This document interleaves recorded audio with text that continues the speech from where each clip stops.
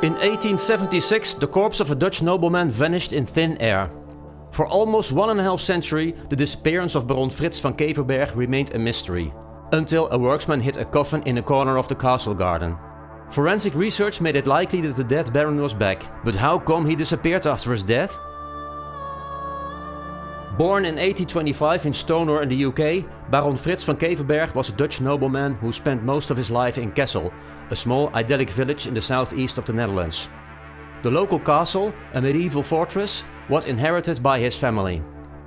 Although Baron Frits was kind to peasants and children, he became notorious for getting in trouble with the notables, from the local mayor to a Prussian prince and even the prime minister.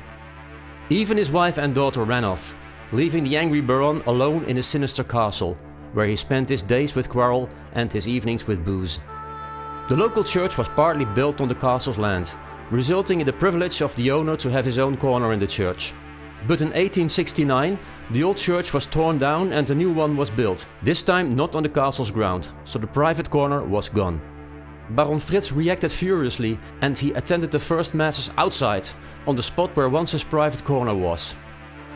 After a few weeks, he didn't show up anymore. The priest told him that he neglected his Catholic obligation, but the Baron replied that he was capable enough to getting into peace with God by himself, making his separation with the Catholic Church definite. In 1876, at the age of 51, the Baron's health was completely ruined by the booze. He became seriously ill and death was near. On his deathbed, his coffin ready in the corner of the room, Baron Frits decreed his notary that he should not be buried in the local cemetery, but that his body should be given to the University of Leiden for scientific research. The university though didn't want to pay for the transport, so the corpse never went there. But what did happen to it, nobody knew. The Baron's body disappeared and his vanishing became a myth and a horror story children used to scare each other with.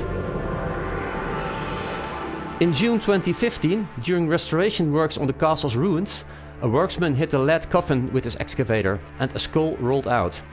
After the coffin was opened and the human remains in it were scrutinized, the forensic pathologist concluded that it was very likely that these bones once belonged to the disappeared nobleman.